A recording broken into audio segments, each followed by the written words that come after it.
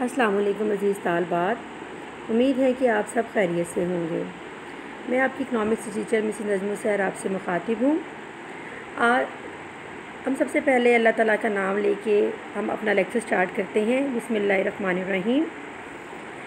मैंने आपको कल जो लेक्चर दिया था वो था हमारे पास कौमी आमदनी की डेफिनेशंस हम लोगों ने पढ़ी थी और उसके मुख्तलिफ तसव्वुरात को पढ़ा था।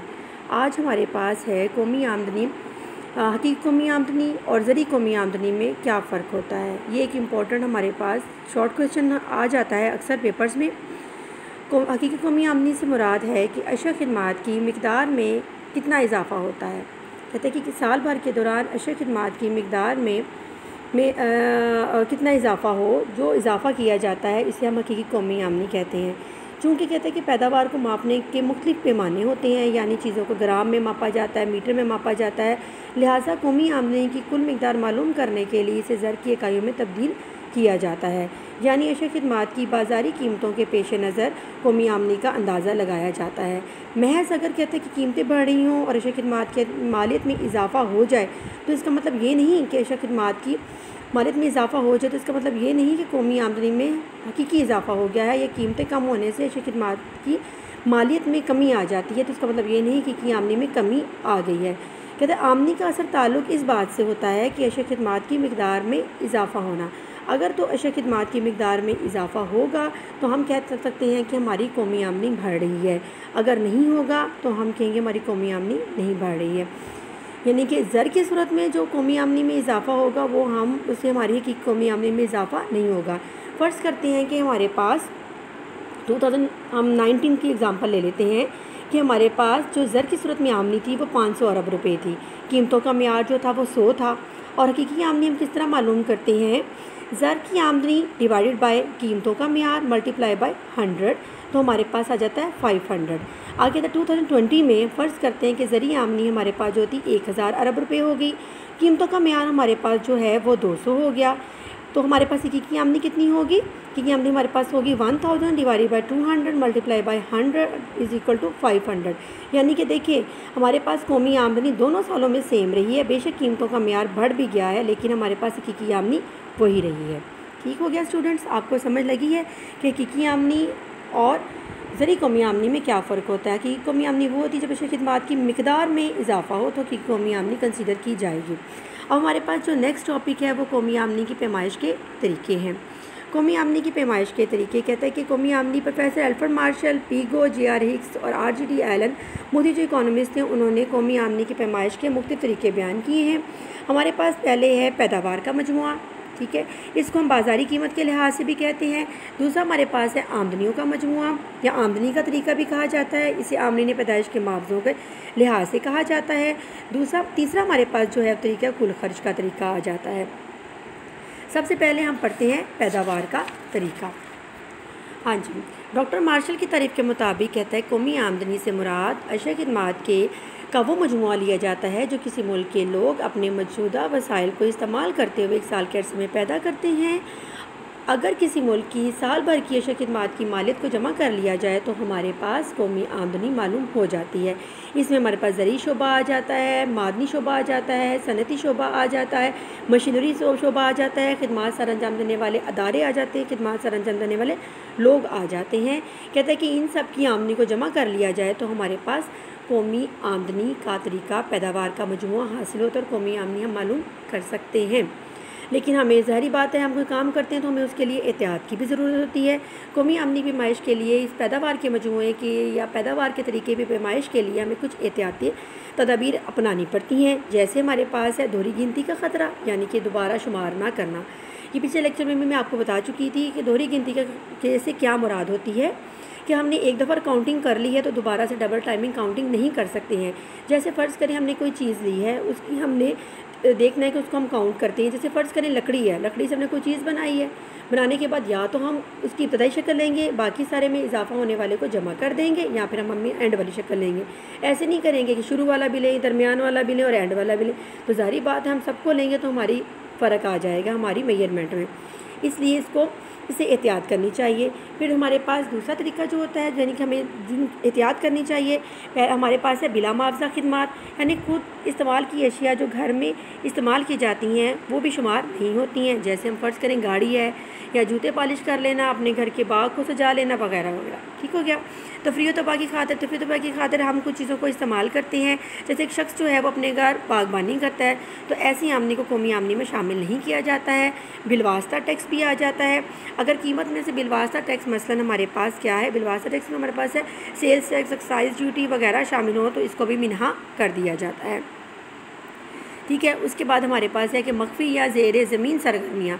कौमी आमदनी की पैमाइश करते वक्त कहता है कि हमें तमाम अशिया खिदमात की ज़री मालियत बशमूल ज़ेर ज़मीन या मख्फी अशिया खिदमात की मालियत को जमा किया जाता है, क्योंकि कहते हैं बाज़ औक़ात ऐसा होता है कि पैदावार कुछ हिस्सा लोग अपने ज़ाती इस्तेमाल के रख लेते हैं और वो शामिल होने से रह जाती हैं, इसलिए उन चीज़ों को भी हमें कौमी आमदनी में शामिल करने से रह जाती हैं। लिहाजा कहता है कि दीगर गैर सरगर्मियाँ मतलब स्मगलिंग वगैरह से जो चीज़ें हासिल होती हैं उसको भी कौमी आमदनी में शामिल नहीं किया जाता। फिर हमारे पास तरीका आ जाता है आमदनी का मजमुआ या आमदनी का तरीक़ाकार। कौमी आमदनी की पैमाइश का दूसरा तरीका जो हमारे पास है वो आमदनी का मजमुआ है। कौमी आमदनी पूरी कौम की आमदनी होती है, लिहाजा हम सब अफराद की आमदनियों को जमा कर लें तो कौमी आमदनी मालूम की जाती है। दीगर कौमी आमदनी को 4 आमदनी पैदाइश, ज़मीन, मेहनत, सरमाया, तंजीम इन पर मुश्तमिल होती हैं। कहते हैं कि इन चारों के मुआवज़ों को जमा कर लिया जाए। जैसे ज़मीन का हम देते हैं लगान, मेहनत की देते हैं उजरत, सरमाए का देते हैं सूद और तंजीम का देते हैं मुनाफा। इन चारों को जमा कर लिया जाए तो हमारे पास कौमी आमदनी हासिल होती है। इसमें कहता है कि अगर हम देखें लगान में हमारे पास जो होता है कि जायदाद मसलन ज़मीनें आ जाती हैं, कुदरती एहतियात वगैरह शामिल हो जाती हैं और उजरतें आती हैं, सूद शामिल होता है, मुनाफाजात होते हैं।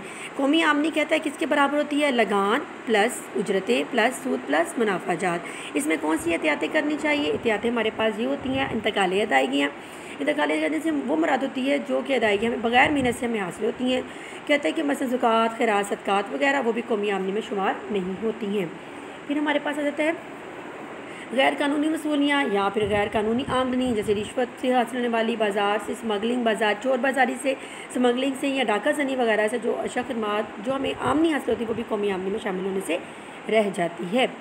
इसके तीसरा तरीका हमारे पास है कुल खर्च का तरीका। इस तरीके के तहत कहता है कि एक साल के अरसे के दौरान पैदा होने वाली अशिया खिदमात की ख़रीदारी पर होने वाले अखराजात को जमा कर लिया जाता है, जिससे खाम कौमी पैदावार मालूम की जाती है, ठीक है। कहता है कि इससे मुराद कहता है तमाम बाशिंदों की मुख्तलिफ अशिया खिदमात पर होने वाले अखराजात को जमा कर लिया जाए। इसमें हमारे पास जो है वो कौमी आमदनी की पैमाइश होती है। इसमें कहता है कि इसमें हमारे पास कहता है कि हमें कौन से 4 हिस्सों में तकसीम किया गया है।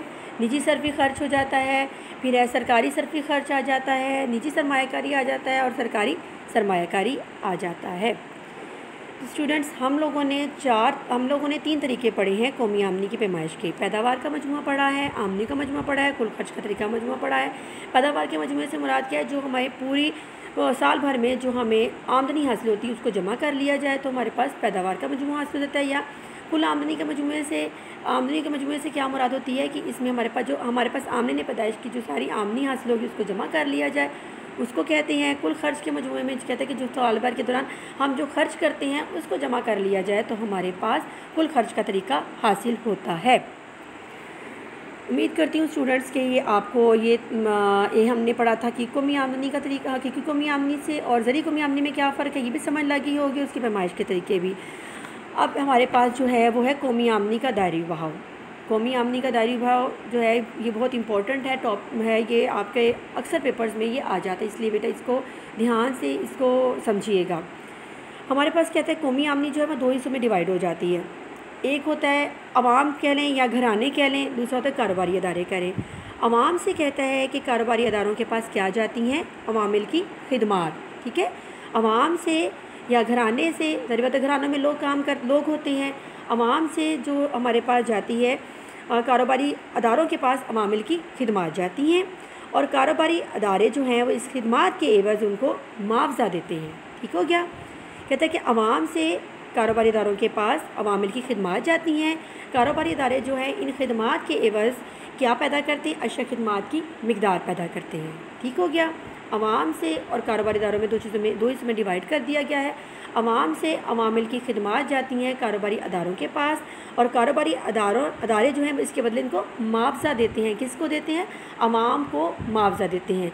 और अवाम जो है वो अपनी खिदमात से क्या चीज़ें पैदा करती हैं? अशा खिदमात की मिकदार पैदा करती हैं। ठीक है, आप देखिए मुआवजे चले गए अवाम के पास। अवाम जो है वो इन मुआवजों से क्या करती हैं?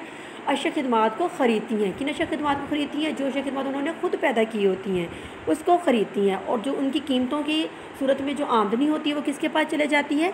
कारोबारी अदारों के पास चले जाती है। इस तरह कहता है कि हमारे पास दो हिस्से बन जाते हैं, एक होता है ऊपर वाला हिस्सा, एक नीचे वाला हिस्सा। यानी कि हमारे पास अवामिल की खिदमात और ख़िदमात का मुआवजा, ये ऊपर वाला हिस्सा हो जाएगा। नीचे वाला हिस्सा जो होता है वो अशा खिदमात और अशा खिदमात की कीमतें आ जाती हैं। ऊपर वाले हिस्से में हमारे पास कहता है अवामिल की खिदमात जो है ऊपर वाला हिस्सा वो आमदनियों का मजमुआ इसको कहा जाता है। नीचे वाले हिस्से को पैदावार का मजमुआ कहा जाता है। कहता है कि तवाज़ुन के वक्त ये दोनों आपस में बराबर होती हैं।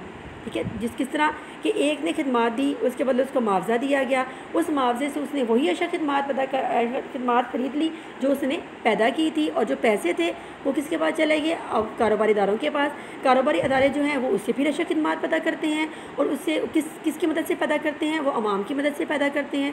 और जब अवाम की मदद से पैदा कर ली तो अवाम को उन्होंने मुआवजा दिया, और मुआवजा जो है उन्होंने फिर उन्हीं अशा खिदमात पर ख़र्च कर लिया जो उन्होंने पैदा की थी। फिर वो पैसे को कारोबारी लोगों के पास चले जाते हैं। इस तरह ये दायरी बहाव जो है वो चलता चला जाता है। किसके दरमियान चलता है? अवाम और कारोबारी अदारों के दरमियान चलता रहता है। ठीक है स्टूडेंट्स, आपको ये समझ लगी है कौमी आमदनी का दायरी बहाव किस तरह होता है, और ये दायरी बहाव जो है वो चलता रहता है। अब हमारे पास जो है कुछ टॉपिक्स जो हैं वो आपको वैसे पता होने चाहिए कि कौमी आमदनी का मुताला हमारे लिए क्यों ज़रूरी होता है। कौमी आमदनी का मुताला हमारे पास ज़ाहिर बात है, जब भी हम कोई काम करते हैं तो हमें देखते हैं कि हमें उसकी क्यों ज़रूरी है। फ़र्ज़ करिए हम घर में कोई काम कर रहे हैं, तो घर में कोई काम, हम घर में कोई सफाई सुथराई कर रहे हैं, हम कहते हैं हम क्यों कर रहे हैं? हम ये कहते हैं हमारा घर अच्छा रहे, हर चीज़ साफ़ सुथरी है। अब कौमी आमदनी का मुताला करने की हमें क्यों ज़रूरत पड़ती है? वो हमें इसलिए ज़रूरत पड़ती है कि हमें कुछ चीज़ों का पता चल जाता है। जैसे हमें पता चलता है कि हमारे पास हमारी माशी तरक्की की रफ्तार कैसे चल रही है, मुल्क की माशी हैसियत क्या है, मीशत के मुख्तलिफ़ शोबों की निस्बती अहमियत का अंदाज़ा लगाया जाता है। ज़राए माश के मुतालिक हमारे पास मालूमात हासिल होती हैं। सर्फ और बचत का और सरमायाकारी का हम अंदाज़ा लगा सकते हैं, और इसके अलावा अफराते ज़र और सरबाज़ारी के बारे में मालूमात हासिल होती हैं। माशी पॉलिसियाँ बनाने में मददगार साबित होती हैं। माशी मनसूबाबंदी के बारे में मददगार साबित होती हैं। बैरूनी कर्ज़ों और आमदनी का असूल होता है। मेयार ज़िंदगी का अंदाज़ा लगाया जाता है। बैनुल-अक़वामी अहमियत का, बजट की तश्कील का, माशी मसाइल के मुतालिक मालूमात हासिल की जाती हैं, और तवाज़ुन अदायगी का अंदाज़ा लगाया जाता है। ठीक है स्टूडेंट्स, यानी कौमी आमदनी का मुताला जो है वो हमें इन पॉइंट्स की वजह से हमें इसकी ज़रूरत होती है। ठीक है, समझ लगे ना कि हमें किसी चीज़ का मुताला हम क्यों करते हैं, हम कोई काम क्यों करते हैं। हम ज़ाहिर बात हम काम करते हैं कि हम उसको बेहतर तरीके से जान सकें। मैंने आपको एग्जांपल आपकी घर की दी है कि हम घर में सफाई सुथराई क्यों करते हैं। हम घर में सफाई सुथराई इसलिए करते हैं कि हमारा घर साफ़ सुथरा रहे, ताकि कोई बाहर से आए या हमारे घर में रहने वाले लोगों पर अच्छा इसका असर पड़े, और सेहत पे भी अच्छा असर पड़े। वैसे भी हमारे घर का माहौल भी साफ़ सुथरा रहे और बहुत सी बीमारियों से बचा जा सकता है। और कौमी आमदनी का मुताला इसलिए ज़रूरी है कि हमें पता चलता है कि हमारे मुल्क में किस चीज़ की में इजाफ़ा हो रहा है, किस चीज़ की कमी हो रही है, क्या चीज़ हमें करनी चाहिए, क्या चीज़ हमें नहीं करनी चाहिए, हमारी दरामदात क्या होती है, हमारी बरामदात क्या होती हैं। उम्मीद करती हूँ स्टूडेंट्स कि आपको ये जो तमाम टॉपिक्स पढ़ाए गए हैं इनकी समझ लग गई होगी। इंशाअल्लाह ताला नेक्स्ट जो हमारे पास टॉपिक होगा वो हम इंशाअल्लाह नेक्स्ट फ्राइडे को हम इसका पढ़ेंगे। और जो आपको स्टूडेंट समझ ना लगे, इस लेक्चर की कोई आपके पॉइंट्स आपके जहन में क्लियर ना हो, तो आप मुझसे पूछ सकते हैं। ठीक हो गया बेटा जी, बहुत बहुत शुक्रिया आपका, थैंक यू और अल्लाह हाफ़िज़।